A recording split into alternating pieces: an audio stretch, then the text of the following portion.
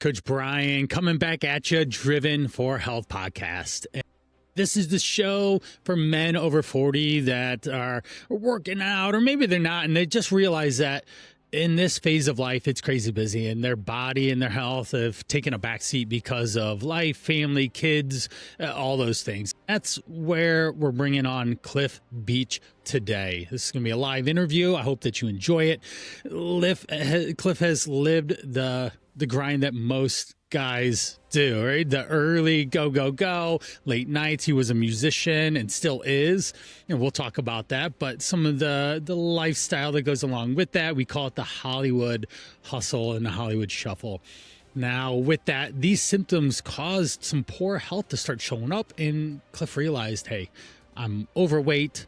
I cannot keep living this way. And he made a dramatic change in his life, from reversing some major chronic illnesses. Yes, you can reverse diabetes, people, to stopping drinking and just prioritizing some really bigger things in his life. And this is a real story about a real person that chose to take a different direction. And the result has been compounded in his life now, from his being a musician to his career to his relationships and all that. Cliff, welcome to the show. So happy to have you. And let's open up with a powerful statement. What's one thing that you want the listeners to take away from our conversation? Thank you, Coach Brian. The powerful statement is you have to pick and choose your own heart. Right? Being fat is hard, Yes. being skinny is hard, but at the end of the day, you have to choose which path you want to take, because ultimately life doesn't get any easier. You just have to get better. Constant and never-ending improvement. Oh my goodness. I am in that stage of life myself. 4 kids. My wife and I are both self-employed. My wife actually has 2 businesses. She's a travel agent and sending people on bucket list trips and does some other things. But this is what I do. And oh my gosh, the day-to-day responsibilities stack, and life. If I don't have skill sets, then I quickly fall behind and get caught up into the shuffle of not taking care of myself as well. We had a pre-conversation here and talking about the Hollywood shuffle, the lifestyle that you lived early on that created not great habits and behaviors. What describe that? What's the Hollywood shuffle? The Hollywood shuffle or the Hollywood hustle, you can do it wherever you are. So it's not just to LA, but LA being one of the most expensive cities, and being a musician or creative there, and seeing the inflation of the cost of everything is going up, but the wages are not going up to the level Right. of the cost, is that you end up wearing many hats, which is Yes. great because you learn a lot of things. Yeah, But what happens skills, is that relationships, all sorts of just networking and opportunities, but you're still hustling. yeah, and the thing is that you forget, even though you expand and want to do more, you're not a robot. You're a human being. You have to power Yes. down at some point, or your body will scream and yell at you at some point, when it was whispering at first for you to pay attention. And so through this whole process of doing the shuffle, you're doing whatever you have to do to make ends meet. And it's great because you're taking control of your life, right? You're Yes. saying, I'm going to happen to life. Life is not going to happen to me. But Yes. it's still hard. It's still difficult. And so one is figuring out, how do I create the ecosystem and build out that and have the sustainability and enough income and enough gigs to be able to do that, especially being self-employed. And then for the musician, the hustle is knowing that you are self-employed. It's Yep. not just about being great at your art. It's about being great at your business. It's about you, Inc. You're a company. Yes. You Your have to, personal brand. and how you look and how you portray yourself to the world and how you show up in social media, and Yeah. people are tracking you. People are looking to see you Yes. do well. They're looking to pull you down. And so the hustle is, you're all the things all the time, but being everything everywhere all at once is a great movie in Hollywood, but it's not a great life because Right. the chaos just becomes, you're not going to be able to keep up with ever growing demand. Like at some point you as one person can't scale. right? So you have to Right. figure out like, how do I scale my skills?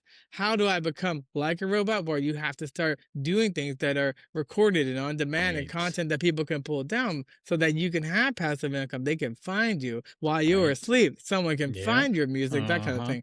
And so it was just You're kind of, speaking right to our audience. These guys that listen in, they are busy, they have families, they are in their own phase of life. I find that 40s and 50s are their own battlegrounds in a sense where you have to stand tall. You have to have energy because, as Cliff was just saying, there's an undertone of energy exchange with any type of transaction with humans. And you either win, you get a +1, or you lose and you get a -1. And that person will see it in your posture, in your body, in the language you use, how you come across, which is so important. So you're a musician, an entertainer, late night. Let's go back there a little bit. What were some of the lifestyle, the habits, routines that you got caught up in at that point in time? yeah, well, musicians, most of them I wouldn't say are the poster childs of health. Many of them end up unfortunately dying early from a myriad of things. One, not all musicians have access to healthcare, Right. all the time. But yeah, having late nights, being up late, where a lot of us are night owls, and you're doing a lot of things. I mean, when we get into the zone, we can laser focus and be working all the time. Like Yeah. we want to be working. That We flow, enjoy being right? You working. need Yeah. that energy, that flow like state. And that's what you're seeking to get to that state of even the great teen spirit, nirvana, flow like state, right? And to have Yeah. some really, really good bangers out there and make your music elevate you. Yeah, and so you think that, when you sleep or power down or rest or stop to pause, then someone's going to eclipse you, right? So you're Yeah. like, I have to keep going. I have to keep going. Right. And you think you're building up this like energizer buddy. So, like in your 20s, it's like almost when you're in your teens, like you're still rapidly changing and growing and like Right. evolving, where like you have this excess energy to burn off. So you can eat a whole sleeve of Oreos and you don't get fat, because Yeah. you're not Right. at that point. And so you Right. don't so then you build all these great habits from childhood and teens and in your 20s, and you think, I'll live forever. I won't have any health issues. Yes. Nothing will happen to me. I can Yeah. go, go, go. I'll take on more. When you I'm fall down, because life's going to knock you down, you bounce. Yeah. But when you get older and you fall down, you're like, ow, that hurt. And just slowly get up. And you don't realize that that is coming. We always say it or hear it. Even me, and I'm going to be 43 here in about a week or 2 weeks, that my calves, when I go run, don't want to cooperate like they want. I can't just go wake up and run anymore. I probably should warm up and foam roll my calves before I go run. Yeah, that is definitely the thing. And whenever I see kids running around, I think to myself, God has a sense of humor, because like, why did you give them all the energy and their full heads of Yes. hair and luscious Yeah. locks and highlights? It's like they should be old Benjamin Buttons, exhausted, and then when I'm 40 and I need it, that's when I should be, Yes.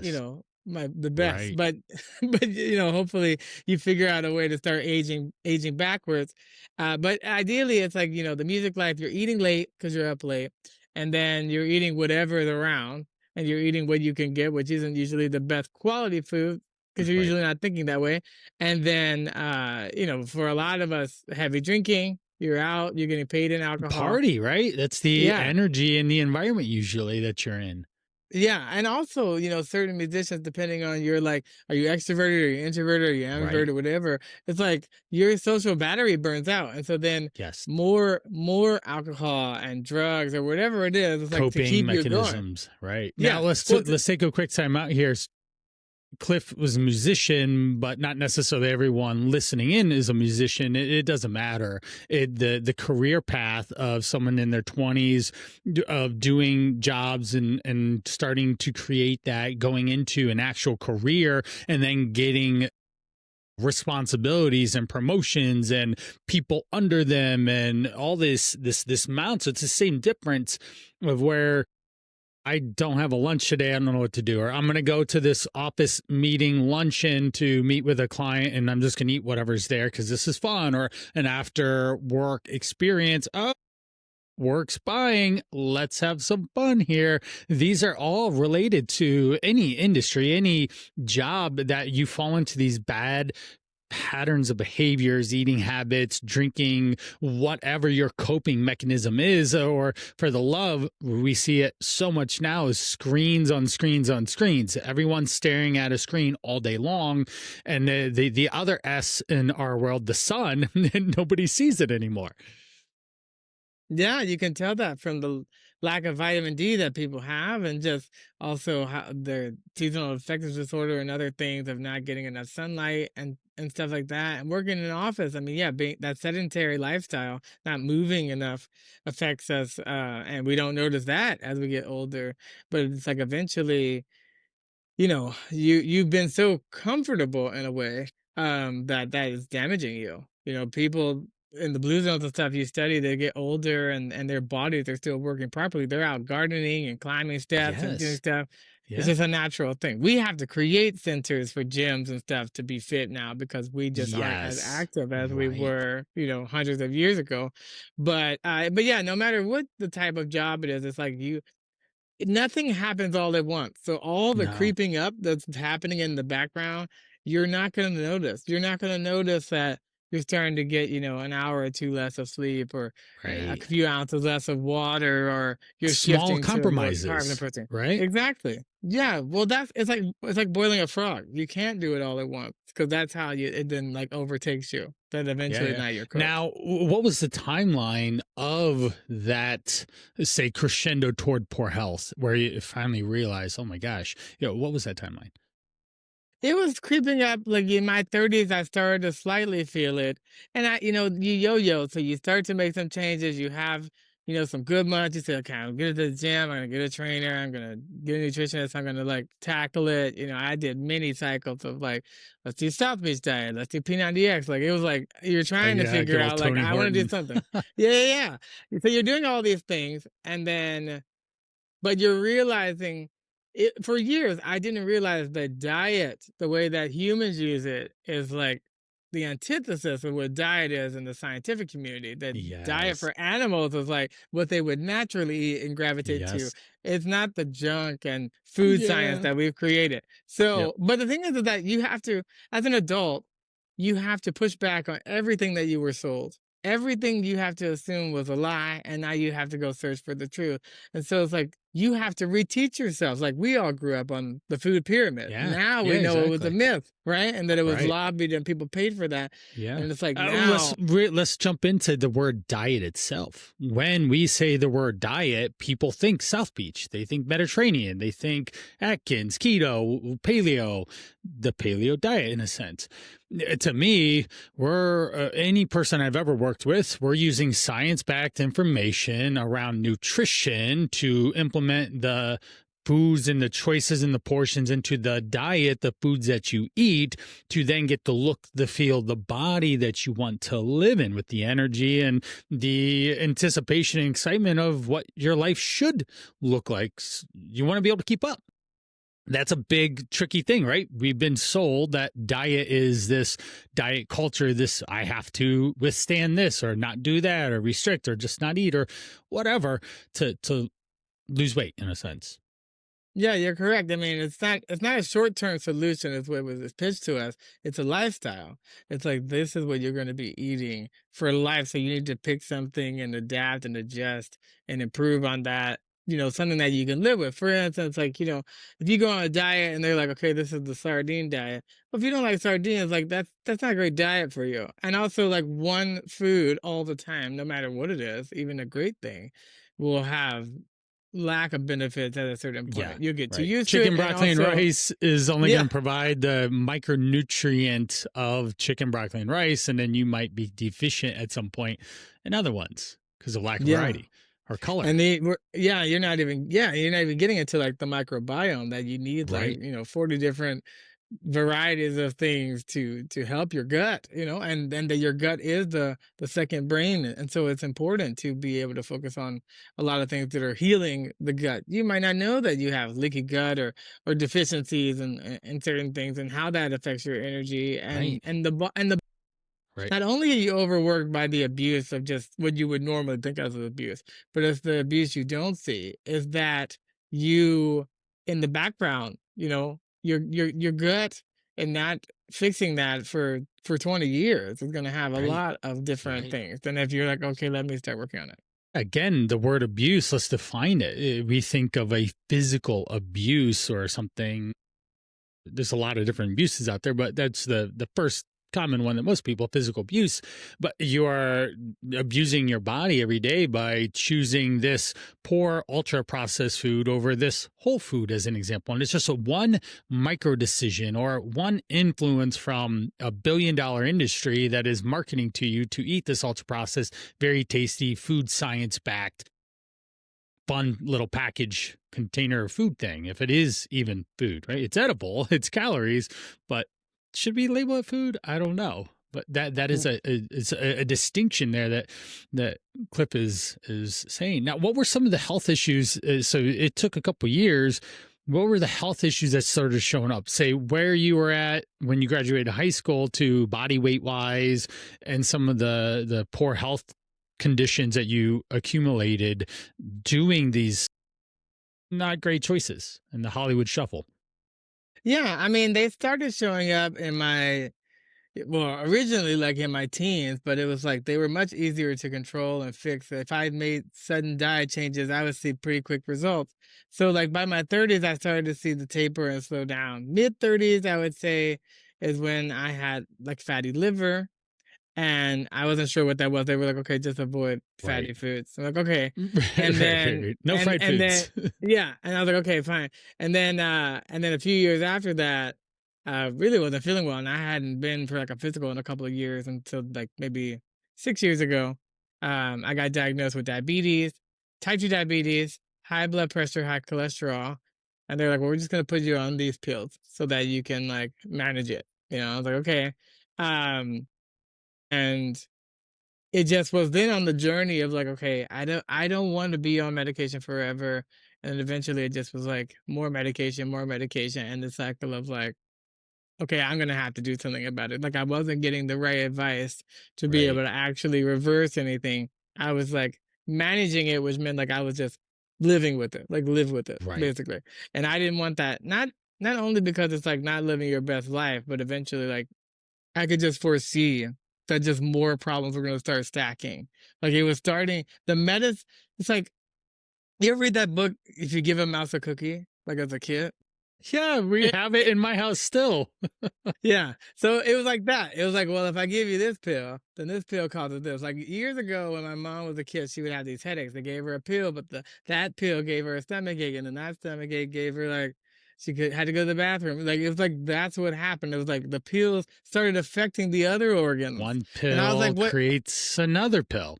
Yeah. But I was like, but this organ wasn't, nothing was wrong with that before we started taking the pills. And they were like, no, it's not the pills. It's just the progression. I was like, I don't believe that. So, so yeah, so I basically left that doctor and got a nutritionist and went on this journey of, I was like, I want to lose 50 pounds in 5 months, put a Yeah. plan together. So They let's were go like, back to the actual peak of the despair in a sense. If you be kind enough to share the body weight, the number of pills you're on, how you felt, like really step back into that. I know you probably don't want to, but just think back to that because people listening are in that state and this is how they get woken up. By I can say it's on blue in the face, but having you on saying the same things, well, Cliff said this and it really resonated and then I needed to change. So if you could step back into that just for like a half a second and explain that situation and how you felt when you woke up or all those things. well, I felt I felt pretty gross. I tell people my check liver light was on. But basically I went yeah, I got on the scale, I was about 220, 225. That was the biggest I had been, and I'm about 5'8". And so a pretty small frame. And so I think my A1C was at a 7, Yep. Just or so people know, 5.7 is when you get categories into pre-diabetes. And then so 7 is on the lower end of being a type 2 diabetic, but you definitely are wearing that label now as a confirmed type 2 diabetic. I've had people as high as 15. If you're floating around here with a A1C of above 6, 7, or definitely 8, you need help now. Do not put it off. If you have morning blood sugar levels, if you even check them when you do have diabetes and they're above 200 in the morning, 110 is normal, but if they're consistently above 200, you need help now.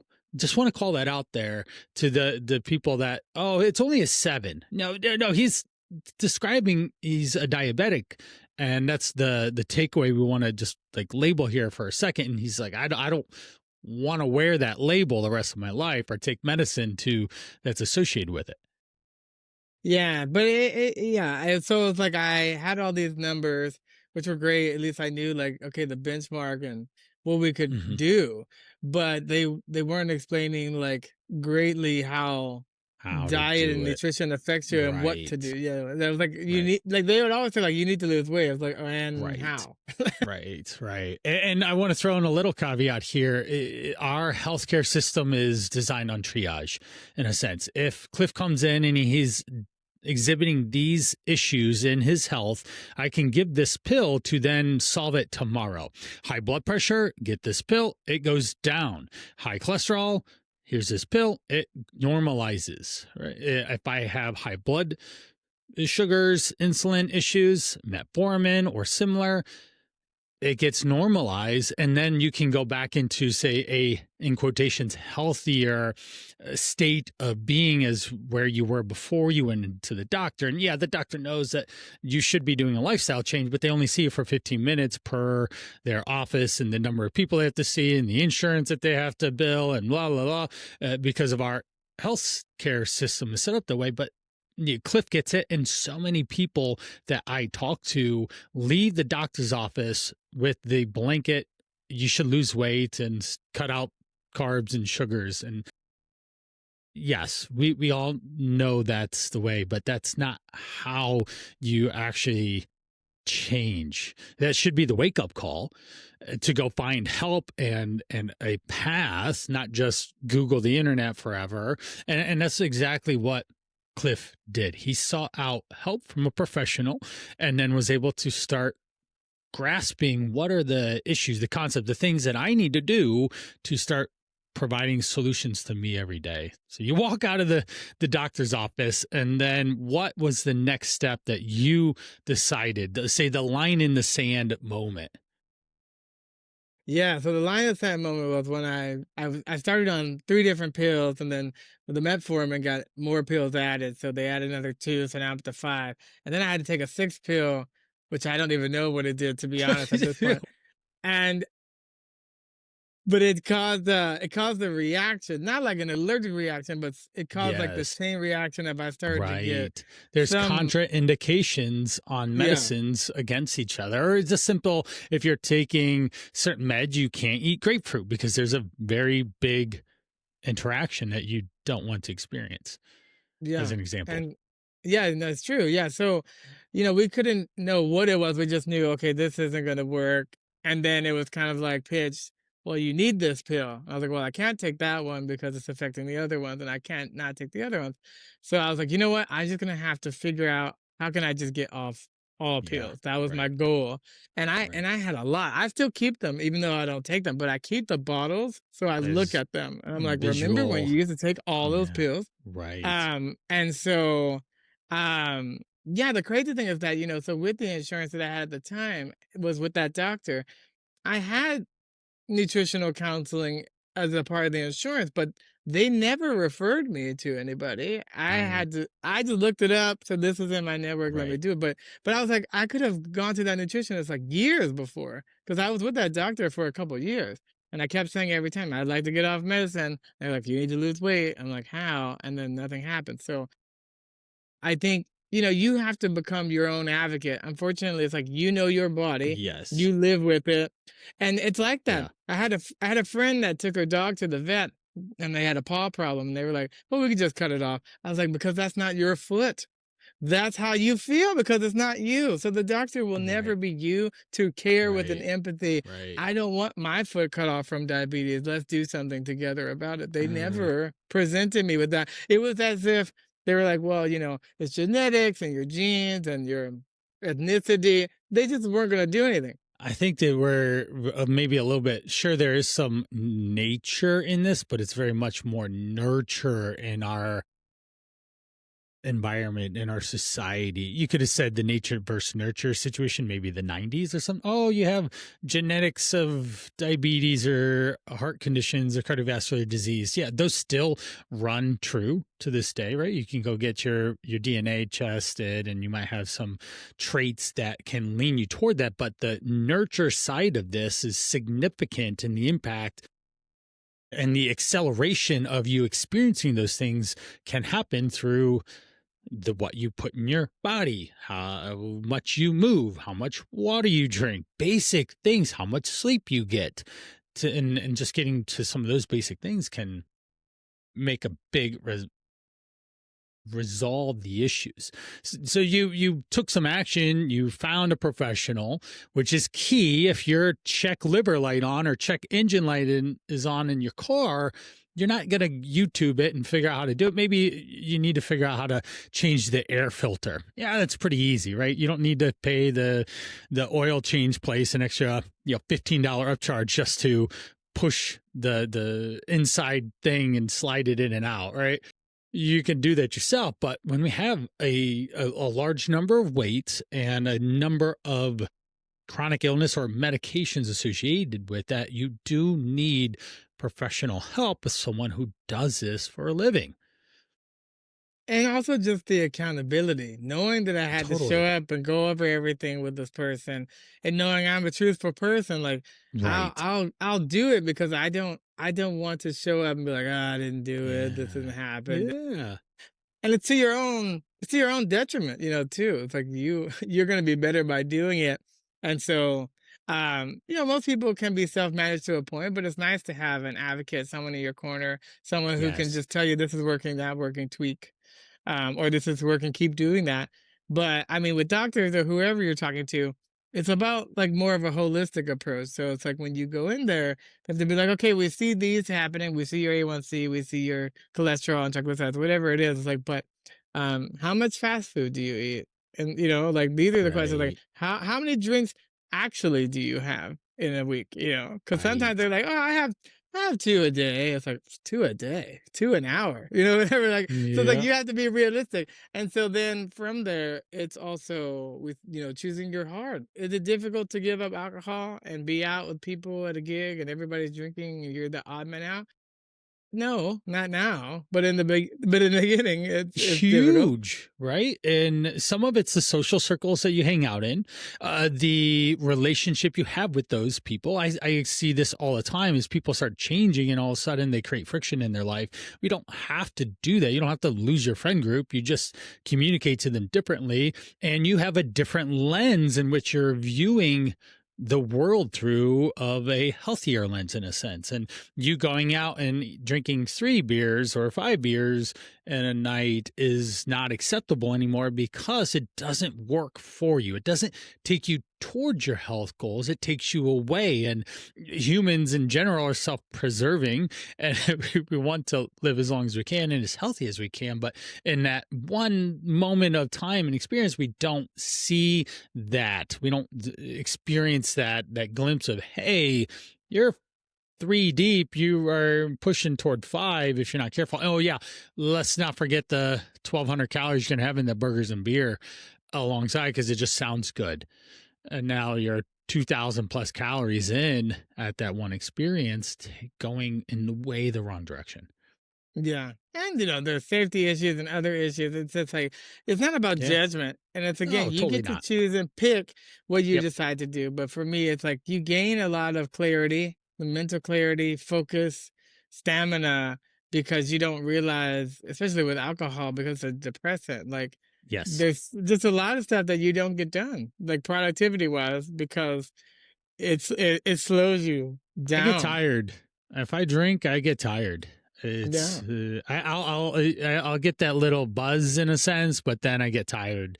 And it's like, yeah, my enthusiasm and excitement or productivity definitely takes a dive, and it's just not as productive. I'll drink socially, but I usually don't drink much at all week to week, Yeah. day to day. And yeah, it has a lot to do with identity too. Like, people Yes. identify you with that. Yeah. Same Yeah. with same with illnesses. When people take it on as an identity, then it makes it harder to get out of it, right? So if they're like, well, Yes. I'm just not feeling well. That's just my diabetes or whatever. Then it's like you'll just die from that because you'll never let it go because now you don't know who you are without it. In the same way, when I gave up alcohol, Identity. people are like you're so fun and you do that. It's like, but I'm Yeah. fun. Before I was like, I was like, how? I was like, I was a fun kid. Like I had Yeah. years of not drinking before. I was like, Right. it can be done. We've all proven that with Yeah. 21 years it can be done. Yep. But it's again, you really have to be. The four agreement says you have to be impeccable with your words, your verbiage, and how Yes. you speak about Yes. everything.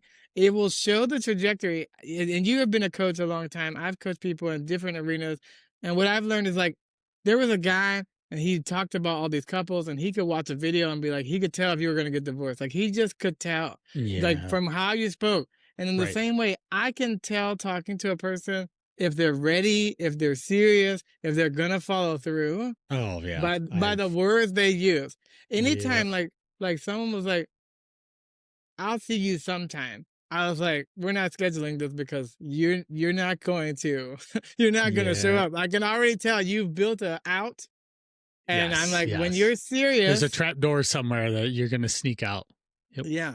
And so when you're serious about it, because that's the thing, every time I do something that's like people would say an aggressive plan, I was like, I do that because you're either in or you're out. I was just telling a woman the other day, I was like, is there a way to be half pregnant? She was like, what are you talking about? I was like, you commit?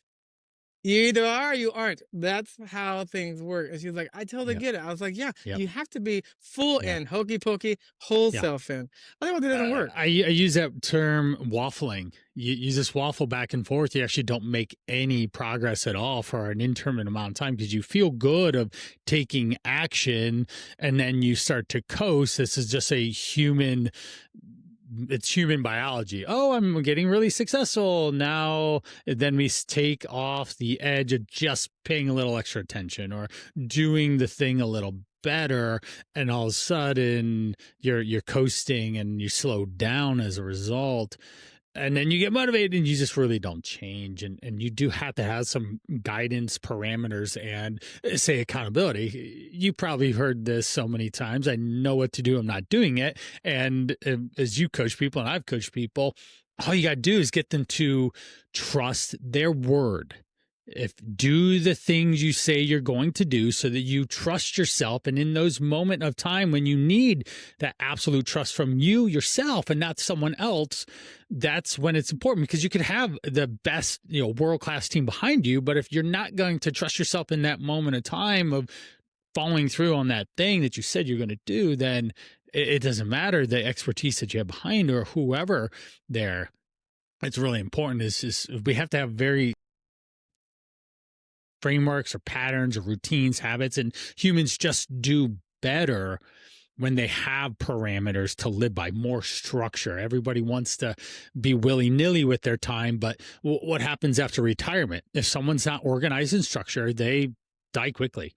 Unfortunately, they all their life savings go out the door because they're in poor health and they don't actually get to experience it because of the lack of structure and just being social or whatever.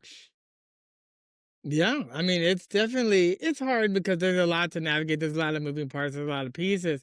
But yeah, I mean, having a plan, setting goals. When that goal's done, setting another one. I think the main thing that I always explain to people in terms of perseverance or what they call true grit, it's doing it when you no longer feel like doing it anymore. Because you're gonna Yeah. you're gonna plateau. Yeah. You're going to have great success and then not so much success. You're gonna have days where you don't want to go to the gym and you don't want to eat those foods and you don't want to go do your steps when it's raining outside, but you have Right. to. You made a Yep. commitment Yep. to yourself. Like if you're a kid is stuck at the park and you're gonna go pick them up, like, do you wanna go out in the rain? No, but you made a commitment. They're depending on you. But Yes. your inner kid inside of you is depending on you Yeah, to make these it choices. reminds me of a gentleman I worked with, Bill, and he was so time tight in his schedule because of he owned a business. He had lots of outstanding responsibilities to clients. He was in finance, so he managed a lot of money. There's a lot of pressure there. He would get up, he'd be looking at the markets and going to work and talking to clients, looking at the markets, and then he would go home. But when he decided to change, he was so sedentary during the day that he actually had to set a large chunk of time in the evening in his personal time to then move his body for 90 plus minutes straight through. Not hard. He didn't have to do crazy intense workout, but he'd have to go on a walk, a hike, or a bike or something for 90 straight minutes because his day-to-day life was so sedentary, and he didn't realize it until the point of which he got called out. And I said, hey, can you move 10,000 steps? It's actually one of my things. They call it the million step challenge. And in case steps over 100 days is 1 million steps. And some people never believe that they can move that. But if we have a plan and organize and time and we make intentions, then you can actually accomplish that. It was just a big thing that a lot of people do, and they don't realize that their normal patterns of behavior are so sedentary or so counterproductive to taking care of their own health. You might need a third eye or someone peeking over your shoulder in a sense to get you out of your own way and unblock you. Yeah, What were and some it's of the good other? because Go ahead. it's a reframing too for this Oh person. yes. So it's like, well, it's like, well, he was so busy that he had to carve out like his personal time. It's like, well, great, it's your personal time. Yeah. What else would you do better Right. than that for your Right. body? And Go then sit from and there stare at a also, screen. yeah, it's like, well, if you're looking at the markets, you can tell this is a good thing to buy or not. If you're looking at you and your health, would you buy that? Exactly. No Get out there, do the way. steps. Do the Yeah. steps. Right. Even that, whether say you're in a relationship, right? Even if you're in a committed relationship, you still want the other person to buy into you, and you want to be a marketable asset that they have and that they leverage. You don't want to become the person that they are the caretaker for. That's not a good relationship or at all when it comes all said and done. And this gentleman was in his 60s when we finally snapped him out of it and made some pretty dramatic changes just by restructuring his day. Nothing hard, just getting more walking, more water, more movement, more focused nutrition. When you were going down with, say, the nutrition help and all, what were some of the food changes, the daily patterns of behaviors that shifted most for you that had made the biggest influence on getting down 50 pounds? Yeah, I mean, I was doing intermittent fasting, and that really helped. For people with diabetes, what intermittent fasting does is they're like having that longer window of not eating allows your body to like absorb more of the excess because it's not focusing on digestion as much. People don't realize that digestion is really difficult for the body. That's why in fight or flight you stop digesting. Yep. And so you Yep. don't realize those autonomic responses take a lot of energy. And so yeah, it was like that, and then figuring out like focusing on more protein and fiber and whole foods and cooking Yep. foods more than eating out, Yep. but mostly, yeah, I did my 10,000 steps every day, so I got to the million, and I would do Mm. much more than that. People were like, "How many steps have you done, like, in one day?" I was like, "I don't know, 35,000." They're like, "That's crazy." I was like, "I Mhm. walked for, like, 12 hours." But it's like I take them on my calls, I started moving it because Yeah, I me too. Yeah, walk and you talk. know Uh-huh. yeah, and I noticed I get better ideas in doing that, but it's like Yep. hydration and then Right. sleep. People don't realize that like if you don't sleep, you gain weight. So like if you Yeah. only like I would sleep like 5 hours a night, and when you do that over time, one people say like you have a sleep debt, and like you don't. Like you can never repay that. It's not You like well I can't. haven't No, slept, so you let can't. me sleep for like I'm gonna 24 sleep on the hours. Like weekend. No, it it doesn't doesn't work. work like that. Right. Yeah, and so then and also you won't. Like, you look at your client, it's like, well, he got to 60. He didn't become that in Right. the last Right. year. He had been Right. that way for years. Right. It's a neglect. And so, Right. yeah, it was just focusing on the tracking, the accountability. I've been Yeah. tracking everything I've eaten with a calorie deficit, so I did have that. I've been tracking that almost 900 days straight as a streak. Yeah. Okay. And but knowing that, like, I would say in theory, for the most part, you can eat whatever you want at the calorie deficit, but what you'll learn is how to budget them, Something. right? Yeah. Yeah. Exactly. So Yep. if you go to In-N-Out or wherever, Cheesecake Factory, you blow it, and you're like, well, I I just stopped guess eating. That was the I'm done commitment. So eating like, for the day. yeah, I that myself have been in that place. I did the Elvis pancakes at 11 a.m. and it was two dinner platter sized pancakes with all the toppings, the butter, the syrup, bacon, peanut butter, banana.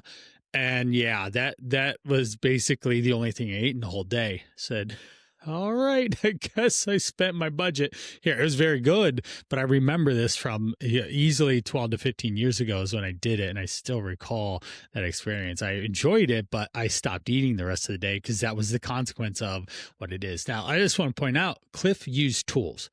He found a professional.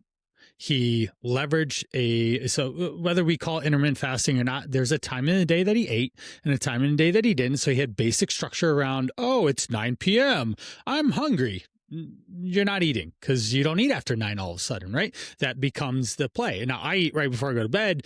That doesn't matter because my time window shifted. I don't usually eat before 10 or 11 o'clock. I actually ate right before we got on this at 10:30ish, 10:40 in the morning, and my last meal was 11. So timing of the day doesn't necessarily matter, but he's setting up boundaries. He used tracking as a tool to help identify what is in the food he's eating, the proper portions of those foods, the combinations of the foods, understanding calories as the most important. If you go back to episode 5, I talk about calories. Episode 6, I talk about the macronutrients and how to understand what protein, carbs, and fats and how they work together. And then we get into, say, the lifestyles, episode 11, that I dive into that. So you can go back to listen to those to get a little bit deeper into specific what might be a good option for you. But just saying, Cliff found guidelines, found rules, found boundaries that he could commit to. I love saying this, and you would hear this in episode 30, Brianisms. What we do in 2 weeks, we do in 2 months, we do in 2 years, because that's how you create a lifestyle that you can continue on and not burn out. And that's some of the undertone of what we experienced in the Hollywood Shuffle phase of our conversation. And a lot of people are still trying to do their own Hollywood Shuffle in their 40s with juggling all the things. And we both understand that. And that's why we're talking to create some inspiration, connection with people listening. You have a choice. I think that's one of the very first things Cliff said is you have a choice to decide what's your hard, living life in a healthy way or living life in an unhealthy way.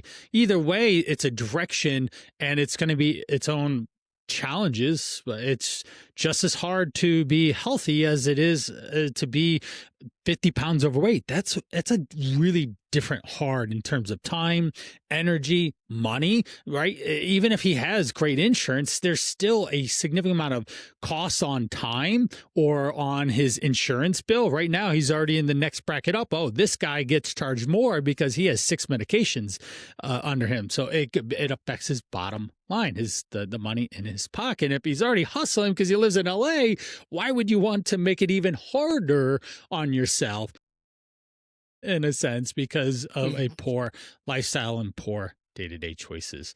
So what's the payoff, Cliff? So you took action, you had poor health, and it finally slapped you in the face. A doctor's visit, it was just like, bam, let's change. You got help, you used tools. What's been the payoff? To tell people what, by taking care of yourself, what are the bigger things that now you can spend your time, your energy, your passions on as a result of living in a hard, in quotations, better health situation than you were? Well, I mean, I definitely was able to expand my business, not only in my work. I work in corporate digital marketing, but in music, in a variety of areas. I've been on TV as a house band leader, and then going on to be on radio and a bunch of stuff. But the main thing is that I have the energy, and you've already cultivated so much discipline in so many areas that spilling that over to the others, it's like you exponentially start to make more Plus, it signals to people that you're a serious person. Like at work, everyone saw that I lost the weight.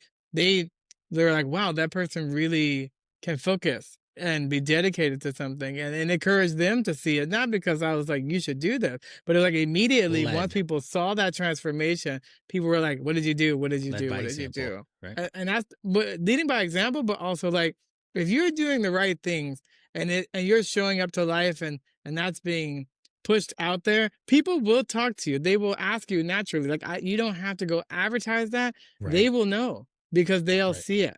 They saw you before and they know after. And yes, the benefits of like how you look, so marketing, pictures that we took after, publicity stuff, everything looked great because it was just like a different person. And as like as you get older, unfortunately, marketability for a musician, it's like you market how you look. So, Yeah. like by looking younger, like people are like, "Oh, you're in your 40s," and we would never know. It's like, well, yeah, that's nice, it's a compliment, but what it means is that you can go into other arenas. Like I can Right. go and perform with people who are 20, and it just all Yes. works out, Yeah, yeah. because they're like, "Oh, I don't want to show up as the old man. Old in terms of seasoned and great at what I do, but not old in terms of like decrepit and wheeling me in there." The set starts at 10 o'clock, Cliff. You ready? It's like, Yeah, oh, that's past my bedtime. I can't do this. yeah, exactly. But it's like you also just like when I said you clear up your thoughts, you get so many better ideas. I can't prove why, but it's like your body now it's freed up to Yeah. be able to think Yeah. bigger and You're to not do thinking other about things what you aggressive. only have so much bandwidth. You're not thinking about what am I eating today or how do I feel? I feel so tired right now at 1, 2, 3 o'clock or in the afternoon, but maybe even 9 o'clock in the morning. Wow, I just woke up and I'm exhausted already and I don't want to think. I don't want to do because of it. Yeah. And your attitude and your temperament changes too. It's like you have the energy to withstand what's coming at you without taking it on. So it's like dealing with people and other things. It's like you have more capacity to listen. Like you don't have this overwhelming feeling as much because you've taken it. Especially once I started doing like a lot of Tai Chi and Qigong and stuff in the morning, I'd wake up at 8 a.m. and start my day at 9. Having that hour for myself carved out and then doing my steps and everything else and also kind of having a plan kind of pre-planned in place, it took a lot of that thinking. That's why Steve Jobs always wore the same shirt and pants because he Yeah. didn't want to think Decision about that. fatigue. Yeah. Yeah. Decision fatigue. Some of the key components that Cliff is talking about resonates with the underlying protocol that I use is MFP, movement. Yeah, movement is energy, food choice, and portion control. That's all that Cliff did. He just found it in an organized package and some accountability to make sure he did the things he knew he needed to do in the first place in a longer term sustainable way. I think that's what both Cliff and I are saying here in direct alignment of find a path, not a diet, but a pathway of sustainable lifestyle that actually bears the fruit of the effort, which I've seen when people get more productive and are more successful. Your credibility, your energy, your magnetic personality starts to shine and opportunities come your way. Definitely. And it's like Zig Ziglar when he was making his first book, See You at the Top, he was like, I have to lose 40 pounds because he was like, people are gonna poke me in the stomach, that lard belly, and be like, do you believe what you're saying? Like you want us to live our best life. Are you doing that? And that was something that I thought about too as I got into the self-help space and other stuff. I was like, people are not gonna believe that you believe we can all live our best lives and have energy and vitality and happen to life if you're not showing that outwardly. And so, but it's a journey. Right. It doesn't mean that you're going to get it perfect all the time. In the same way with 12 steps or sobriety, it's like if you fall off, you just get back on. I don't know why we created this all or nothing. Like, well, I Right. either do everything right or I do nothing. It's like, well, that's not going to be a great life. It's like you're going to eat the wrong thing at some point. But by having that trackability, you can now go back and look at it and say, oh, that's what I ate. Then I didn't feel that well that day. I'm going to do something different. Because whenever I was doing different types of journaling, you would always be like, what am I grateful for? And like, what Yeah. would I like to change tomorrow, right? Because there's always something that can be Of improved. course. But ultimately, it's not about the right thing or the wrong thing, but it is about choice. And what I mean by that is that you choose your hard, and most people will say, "Well, then I just won't choose." Then you've chosen by default. Either way, you Yeah. have to make a You're choice. making a So if you choice. don't make the choice to do the right thing, then you've already inadvertently made the choice to do the wrong thing. And I will also say, when I was in business school at Pepperdine, we had this guy who created. He had committed a white collar crime, and now he was like rehabilitating by telling people about like ethics. And basically, he was like the time and the place and the choice to be an ethical person is years before the ethical dilemma comes in front of you. By the time Yes. that happens, you're already gonna do the wrong thing. In the same way with food and with exercise, you have to make the right choice way before the days are. You have to know waking up, Yeah. I'm going to put the running shoes on and get out there. Because then if you don't, Mel Robbins said 5 second rule, 5, 4, 3, 2, 1. If you're not shoes on out the Mel door, you'll Robbins. find 95 reasons not to do it. And Uh-huh. you need one compelling reason to do it because you matter. And putting the Yes. mask on yourself before anybody else, it prevents you from being that liability that we talked about, that now you're not going to be able to help your family. And we know ultimately the men that are in this space, you're here for the reason to be better, to be the provider and help your family. And all those things are great. And this is going to give you the tools to be able to do it. Yeah. Oh my gosh. That is amazing. He's said it very well. I hope that you were listening. You can rewind it actually if you need to hear that played back. Now, Cliff, let's wrap it up. You just gave a really good reason of why they should do the thing, which is take better care of themselves. Now, how do we find you? What are the things that you're doing right now so people can learn a bit more about who Cliff Beach is? Awesome. Well, everyone can go find me on my blog, fihustleandflow.net. We do 5 articles every week for free.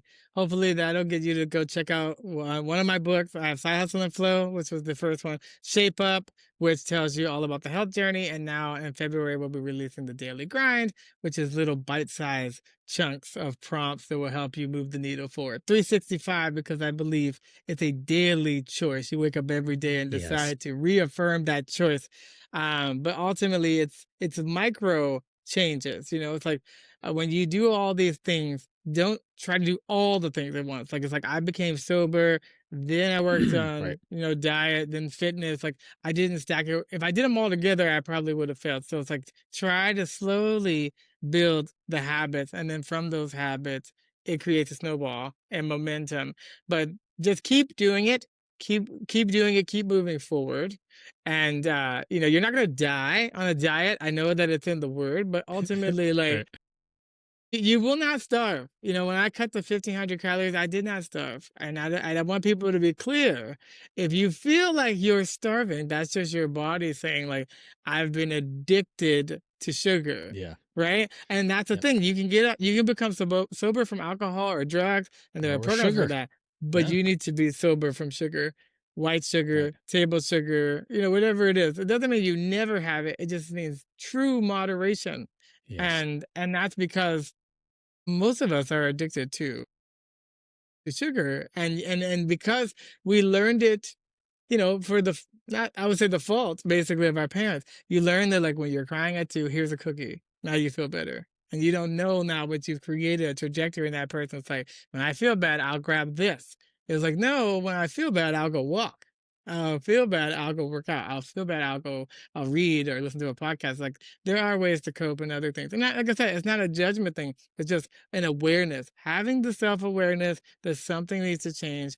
And then when you listen to the inner voice inside you that's whispering, that's quiet and drowned out, it will tell you what you need to do.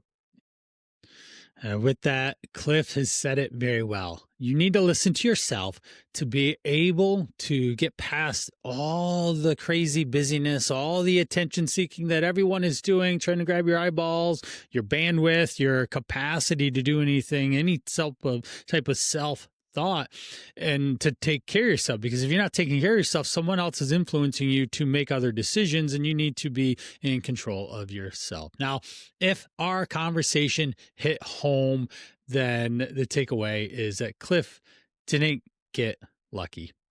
He was intentional, purposeful, and he had a huge reason why to get out of the situation that it was. And he outsourced the initial load of getting healthier by finding a professional. He got away from the prescription. He got away from the poor health situation or the labels of that, being a diabetic. Nobody wants to walk around being labeled that way. And he found a path that created sustainable long-term success. And everyone's path is subtly different. I've worked with thousands of people over the last 23 years doing this, and we're all doing the same thing. We're focusing on movement, food choice, and portion control, but we have to do it in a way that blends with your lifestyle. This creates a long-term successful cascade of opportunity for you and confidence in your career and your relationships closest to you. This is the pattern I see all the time. And that's why I focus on men's health, because you are the leader of your household. You are the person in control, the one that everyone is looking toward. And for me, I have 4 kids. My wife, I have to stand tall. I have to stand proud. I have to be able to take a deep breath in and be able to make a good choice in the moments of challenge or disruption or just crazy of having 4 kids. Now, if you want to learn more about Cliff, I'll have his side, hustleflow.net, and all his links in the show notes. His book, Shape Up, to hear his and read his inspirational story here. The Daily Grind will be dropping here, so you can get on his email list to be able to do that. Now, lastly, if you found this episode valuable, leave a 5-star review. Cliff and I would love to see that. I'll share the impact that Cliff had on you of making a decision to change for the better. All right. Well, this is today's episode of Driven for Health. I hope that you enjoy some more of these guest interviews. I'm going to be bringing on a lot more as we go. This is episode 41, and thank you so much. We'll catch you in episode 42.